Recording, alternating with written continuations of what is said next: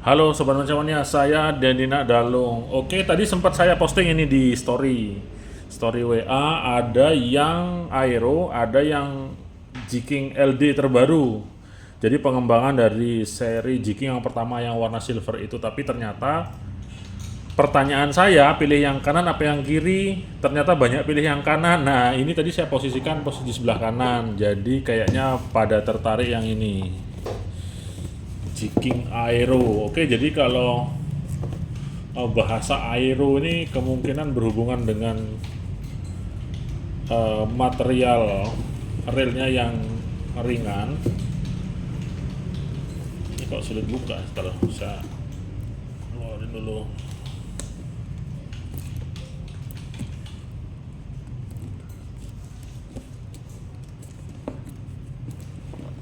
Nah, seperti ini.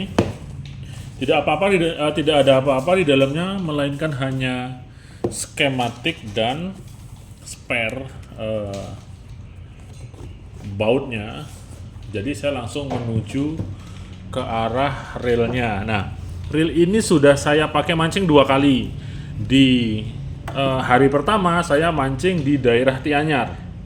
Di daerah Tianyar ini dipakai teman saya, namanya Pak Agung. Terus di hari kedua saya di tembok mancing, waktu itu target tuna, tapi sayang strike-nya tidak terlalu banyak, tapi ada strike pada waktu itu menggunakan reel ini, dan nanti kontennya akan saya tayangkan seperti itu. Oke. Kesan yang saya dapatkan ketika pegang ini si Daido Jiking Aero ini tentu saja super ringan. Jadi kalau dibandingkan dengan reel-reel OH atau overhead dengan ukuran yang sama, ukuran 1500, ini jauh lebih ringan. Saya biasa pegang reel DND Hilos yang 1005 itu ringan, tapi ternyata ini ada yang lebih ringan seperti itu karena pertama ini handle-nya ini pakai karbon ya. Jadi benar-benar ringan banget. Seperti itu. Terus kedua, kesan yang bisa saya dapatkan, reel ini seperti Accurate Valiant, seperti ini. Accurate Valiant ya, bentuknya, stylenya, reel footnya beda di handle-nya saja. Nah, maka dari itu kita akan breakdown, buka semua untuk menjelaskan secara keseluruhan untuk reel ini. Nah, yang ketiga ada lagi. Sebelum saya bongkar semua nanti sulit menjelaskan, maka sebelum saya bongkar ini akan saya jelaskan terlebih dahulu. Lever drag di sini dia tidak berbanding lurus, dalam artian begini. Alvan ambilin kertas satu. Jadi penambahan tension drag washer ini dengan kekuatan daya cengkram pengeremannya tidak berbanding lurus. Jadi seperti ini gambarannya. Oke.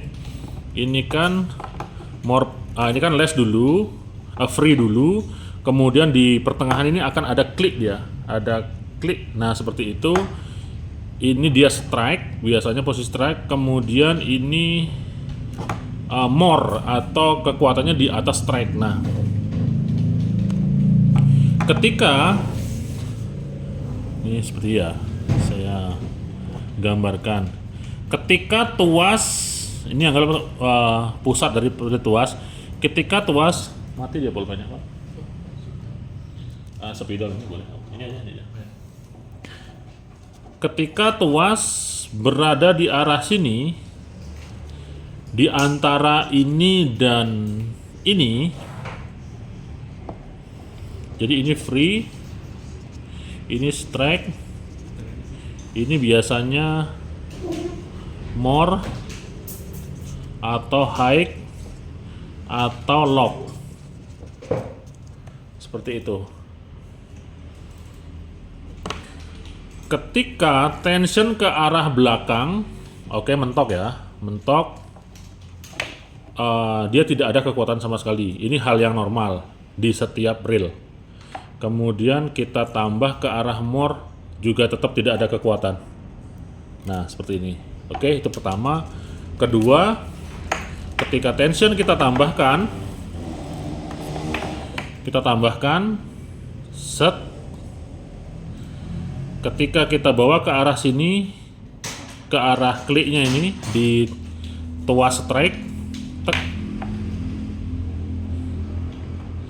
dia tetap tidak ada kekuatan. Tapi, nah ini ada tapinya, bahaya tapinya. Ketika strike-nya kita naikkan sedikit, langsung kita mengarah ke kekuatan yang begitu besar sekali. Nah, jadi kendalanya di sini. Oke, sekarang akan saya tambahkan tensionnya lagi. Ketika less atau free, tensionnya akan kita tambah maju. Oke, ini sudah maju ya. Kemudian kita taruh di strike, nah, tetap tidak ada power. Ketika strike-nya saya tambah menjadi more, melewati batas kliknya, klik, ini sudah mati total.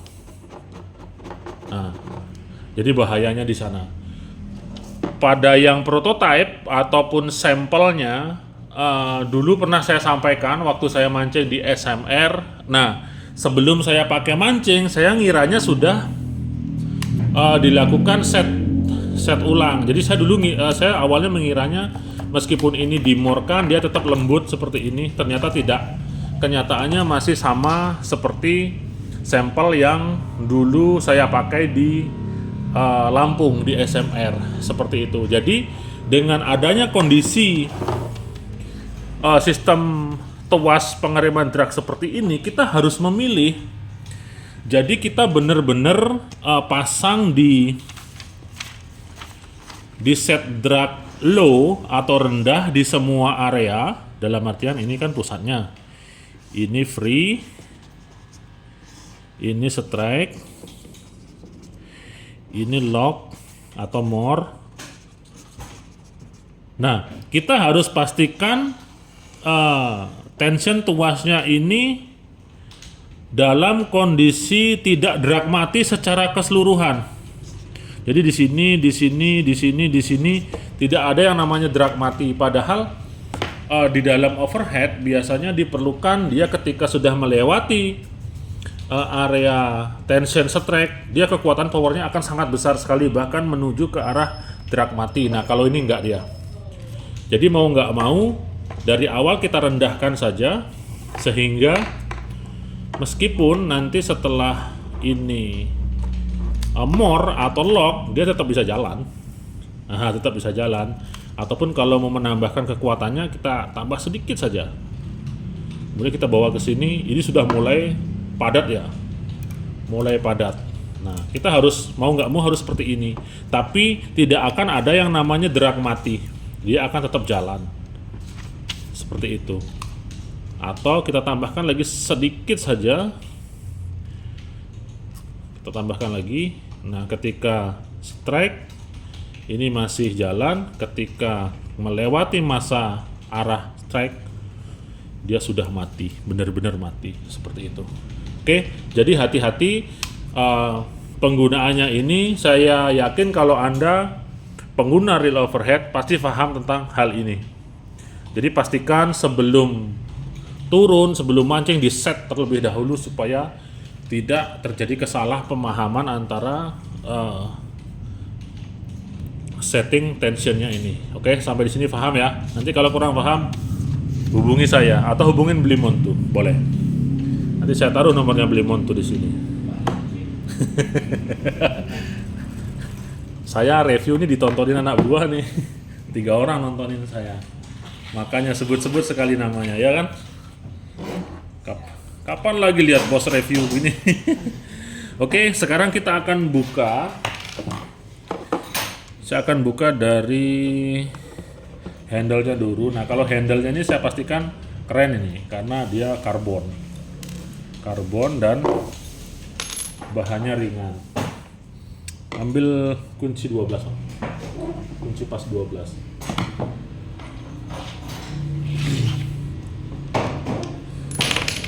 Oke.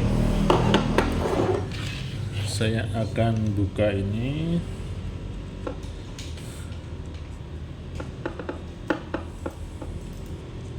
Kalau basic daripada overhead, saya yakin pada dasarnya pasti sama semua. Tinggal nanti mungkin sedikit konfigurasinya atau agak sulit saya buka, berarti saya akan buka ini dulu semua. Sama kunci Inggris ya tuh untuk nahan ujungnya nih. Nah ini sudah putih-putih nih, jadi habis nyuci kemarin lupa nggak saya siramin pakai pelindung, pakai cleaner, tidak saya cuci pakai cleaner, jadi garamnya langsung muncul dia. Dan ini saya lihat bautnya pendek-pendek banget ini. Nah ini garamnya udah ada. Pakai berapa kemarin? Pakai 2 hari. Lupa nyuci saya. Sudah dicuci mungkin masih ada sisa-sisa garam. Nah ini bautnya pendek-pendek banget. Oke. Riskan sih menurut saya untuk sebuah overhead yang benar-benar pendek bautnya. Tidak menyalahkan juga karena frame-nya ini begitu tipis, dan posisi apalagi bautnya di sini dia nggak akan bisa dipanjangkan lagi. Pantesan kemarin waktu ngejik kayak terasa agak sedikit geser-geser gini dia. Jadi tek agak gini dia kemarin. Nah agak gini. Ini review jujur ya. Review jujur supaya nanti dari Daido juga ada upgrade dan pengembangan lagi. Oke, kemudian klikernya pakai kliker plastik begini. Ini saya akan buka dulu.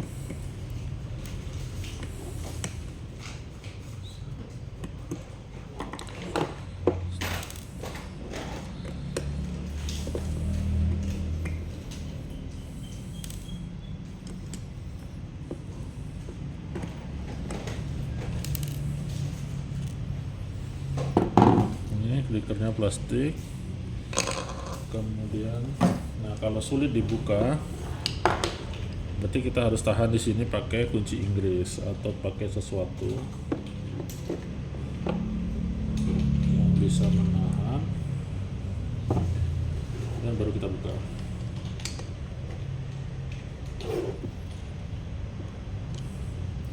Obeng yang ujungnya besar ya.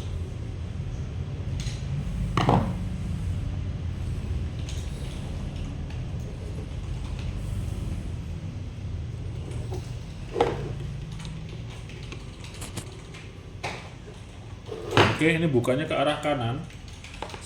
Saya selalu mewanti-wanti untuk Anda yang pemula dalam membuka, ketika satu arah membuka baut itu tidak bisa, jangan sekali-sekali dipaksa. Coba dia putar juga ke arah yang berlawanan. Kemungkinan kalau nggak ke kiri ya ke kanan, seperti itu. Karena terkadang tidak semua reel dia memberitahu bahwa dia harus putar ke kanan atau ke kiri. Kalau di reel-reel Shimano high end biasanya ada untuk arah bukanya ada tanda panah gitu. Nah, itu bagus. Kalau reel kayak gini nggak ada. Oke, seperti ini. Kemudian saya akan buka. Katos banget. Ini langsung ada lengket garamnya. Kalau laut Bali jangan main-main, sehari saja nggak dicuci atau nggak dibersihkan habis sudah. Garam dia akan di mana-mana. Padahal ini kemarin dicuci, cuman setelah cuci saya lupa finishing lagi.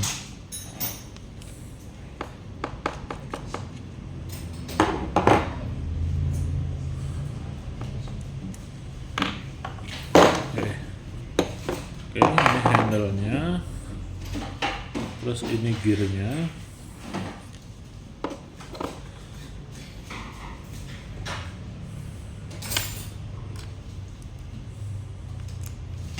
Ini bearing-nya. Jadi dia benar-benar serba slim, serba ringan, karena sesuai dengan sebutannya tadi itu aeronya. Nah bahkan ini gearnya pun dibuat slim dia. Oke, stainless steel gear untuk OH rata-rata seperti ini. Kemudian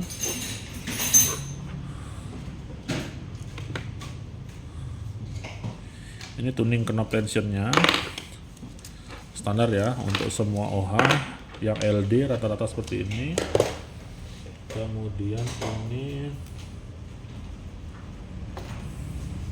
ya. Kemudian ini washernya, kemudian klipnya bagus dia, bukan kawat. Kalau di OH kayak OH Cina yang harga 2 hingga 3 jutaan biasanya kawat.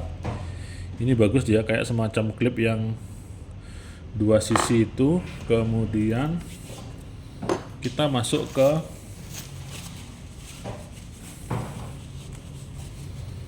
bagian spoolnya. Talinya lupa dilepas nih. Nah seperti ini.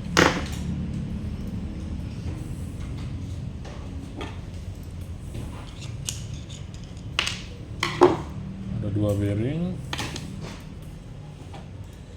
Kemudian di 2 sisi pengereman.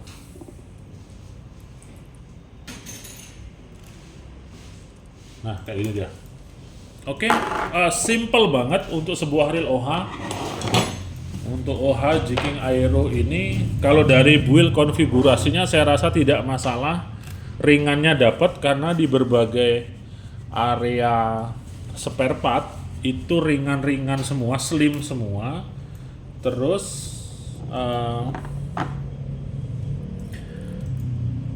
kekurangannya itu saja tadi di setting dragnya, dia tipikalnya ketika kita rubah, coba di plaster.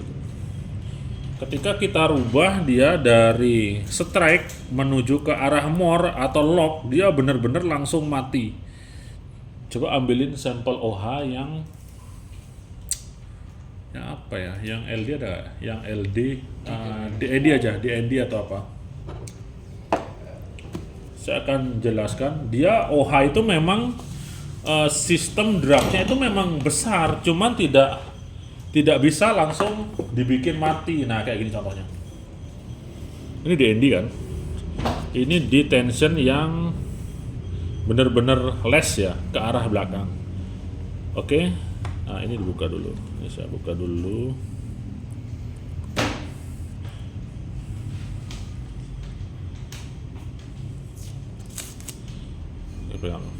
Nah, ketika ini free ke arah strike, ini tension terendah ya, ini muter ke arah full atau lock atau more, dia tetap muter tapi mulai berat ya kan. Ketika tension kita tambah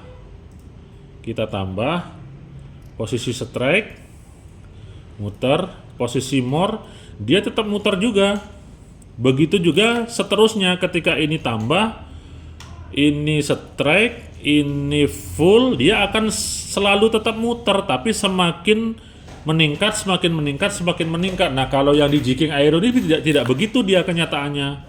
Ketika free, dia benar-benar longgar secara keseluruhan. Ketika kita tambah, pada strike dia tetap longgar. Begitu kita tambah more sedikit saja dia langsung mati seperti itu. Nah kelemahannya di sana.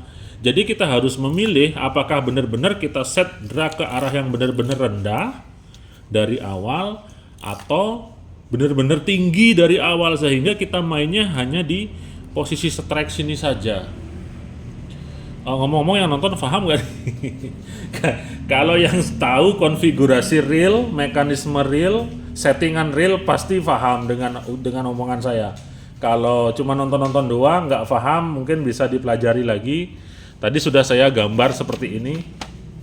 Sudah saya gambar, pastinya akan lebih paham dia. Oke, nah ini kalau kita tambah tensionnya, strike dia mulai kenceng. Pada saat full pun dia jalan tapi kenceng. Nah ini udah kenceng tapi jalan, bukan mati dia. Kita tambah lagi tensionnya, tambah Strike, dia sudah mulai kenceng, ditambah lagi dia kenceng tapi tetap jalan, bukan mati dia. Kenceng lagi, makin kenceng lagi tapi tetap jalan juga, seperti itu. Jadi yang penting drag itu seharusnya seperti itu, sehingga pemancing pemula make nih di strike, tiba-tiba kaget dihajar ikan, langsung dorong. Kalau ini langsung mati, kalau nggak joran dan reelnya mental, bisa talinya putus, resikonya seperti itu, atau ikannya yang lepas. Oke, semoga didengar oleh tim Daido. Semoga akan ada perbaikan lagi, tapi reel ini bukan berarti tidak bisa dipakai. Reel ini tetap bisa dipakai, ringan, kemudian konfigurasinya sudah oke. Terutama ini handle-nya, dan ini tadi, ini terlalu slim menurut saya. Jadi sehingga bautnya begitu pendek-pendek banget. Jadi pastikan nanti, makanya dia dikasih gini nih, dikasih Loctite biru. Loctite biru ini untuk memastikan tidak terjadi longgar-longgar baut. Tapi kemarin ketika saya coba pakai mancing, saya ada rasa feeling seperti sedikit bergerak-gerak gini dia. Nggak sedikit gini kemarin. Oke, itu review jujur dari saya. Saya Denny Dalung, 2 jempol untuk Anda semua, untuk Alvan dan untuk Blimontu. Mantap. Juga buat Bapak Amar. Oke, sampai ketemu lagi. Jos.